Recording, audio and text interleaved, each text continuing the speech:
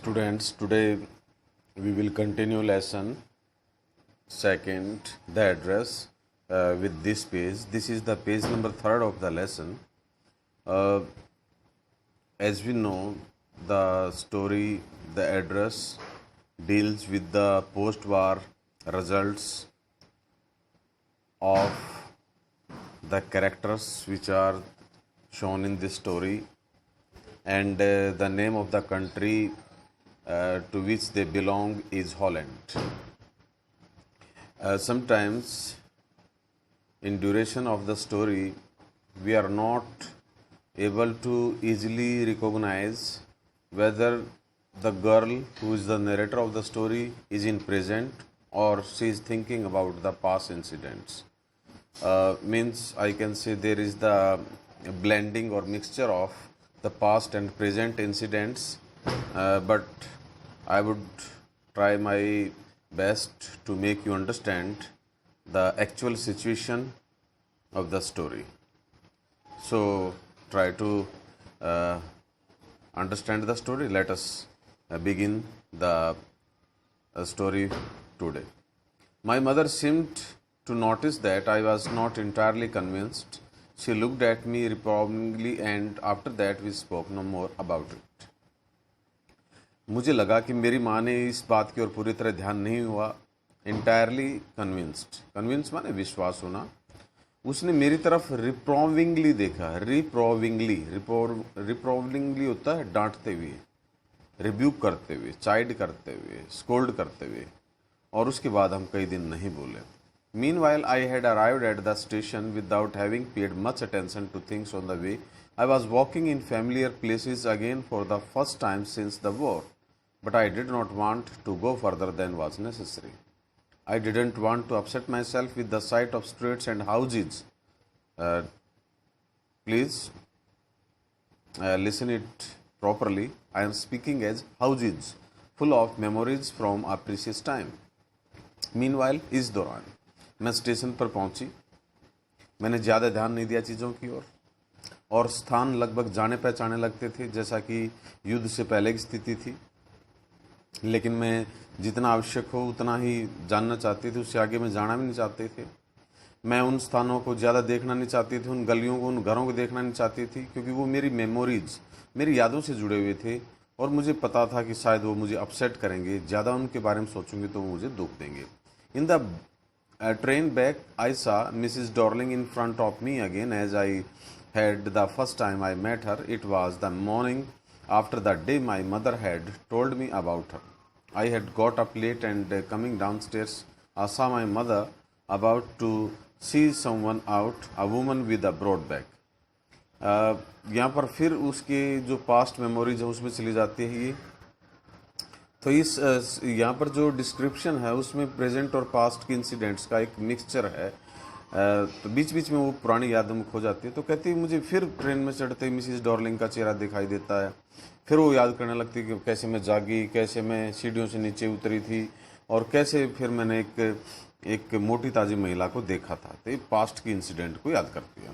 There is my daughter said my mother.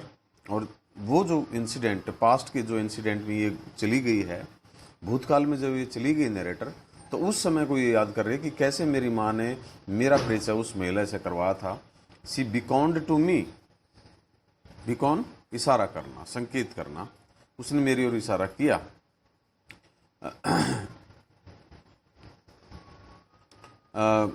Coming down stairs,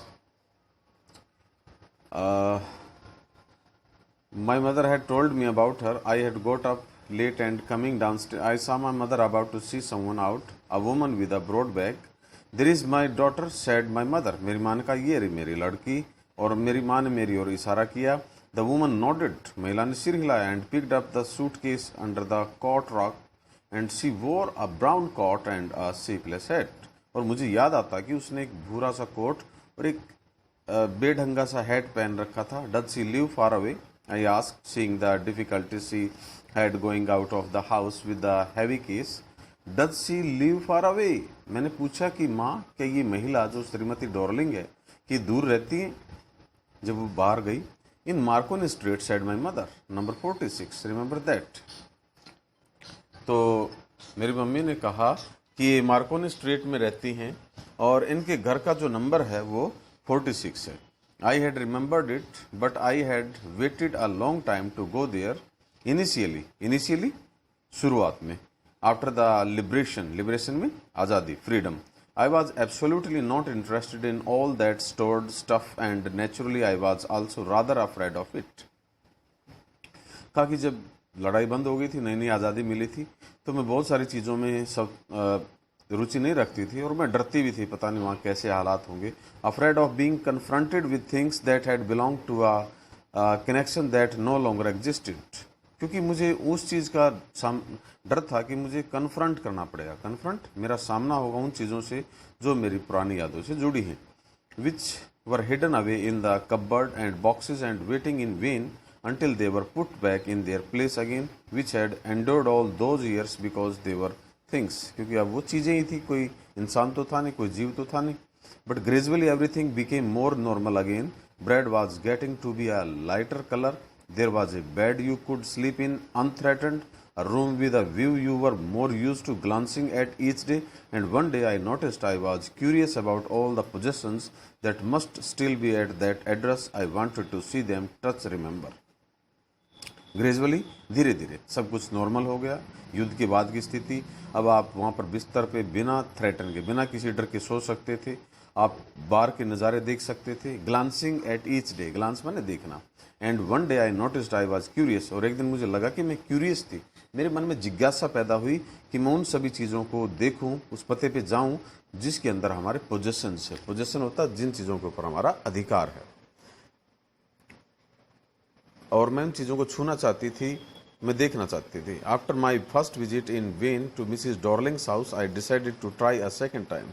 और क्योंकि मैं एक बार वहाँ की यात्रा कर चुकी हूँ और मिसिज डॉर्लिंग के पास जाने की मेरी जो यात्रा थी वो निरर्थक रही, लेकिन मैं दोबारा जाना चाहती थी। Now a girl of 15 open the door to me. I asked if her mother was at home. और अब की बार जब मैं उनके घर गई तो श्रीमती डॉर्लिंग के घर पे एक 15 साल की लड़की ने दरवाज़ा खोला और मैंने पूछा कि क्या उनकी माँ अंदर है। उसने कहा नहीं।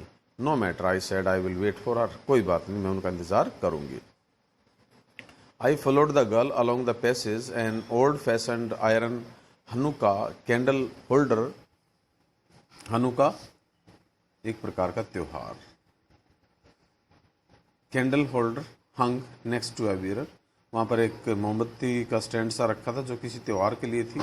We never used it because it was much more cumbersome, क्योंकि ये बहुत कम्बरसम थी। कम्बरसम होता अनकम्फर्टेबल, थोड़ी परेशानी हो, जिसमें असुविधा लगे जिसको उठाने में या रखने में। वॉन्ट यहाँ पर विल नॉट जो होता है उसकी कंट्रैक्शन फॉर्म वॉन्ट है यहाँ पे। Want you sit down, asked the girl. लड़के ने मुझसे पूछा कि क्या तुम बैठोगे? नहीं। She held open the door of the living room and I went inside her past. I stopped, horrified. Horrified? डरी हुई।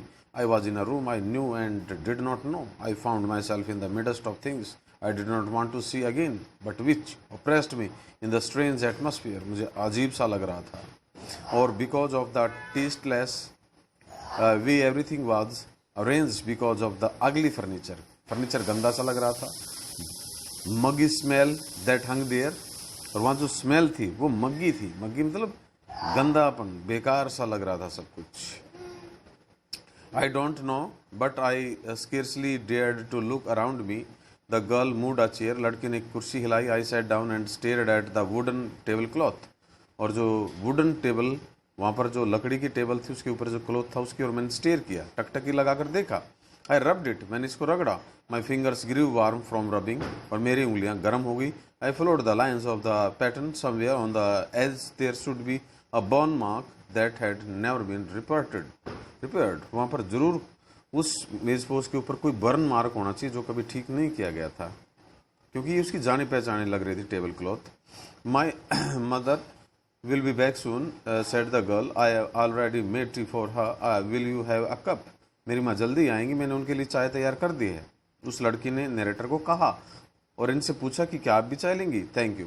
I looked up. The girl put cups ready on the tea table. She had a broad bag just like her mother. She poured tea from a white pot. उसने चाय डाली। All it had was a gold border on the lid. I remembered she opened a box and took some spoons out. और एक box उसने खोला, उसमें से कुछ स्पून्स निकाली, चम्मच निकाली. That's a nice box. I heard my own voice. It was a strange voice. और मेरे ही आवाज़ निकली, कितनी सुंदर चीज़ें हैं. As though each sound was different in this room. Oh, you know about them. She had turned and brought me my tea. She laughed. वो हंसी. My mother says it is antique. और उसने बताया कि मेरी मम्मी हमेशा कहती है एंटीक है, एंशियंट है, प्राचीन है. ये चम्मच वगैरह हैं, प्राचीन चीज़ें हैं.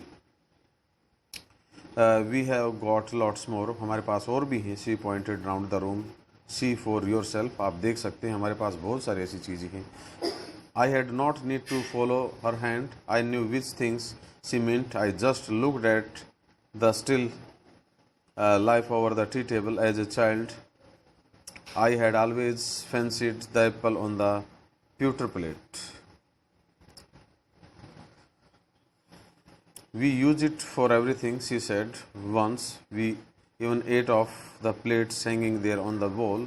I wanted to so much, but it wasn't anything special. I had found the burn mark on the tablecloth.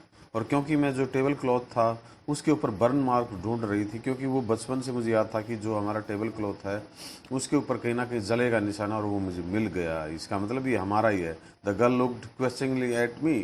लड़की ने मेरी ओर क्वेश्चनिंगली देखा, क्वेश्चन करते हुए. Yes, I said, you get so used to touching all these lovely things in the house, you hardly look at them any more.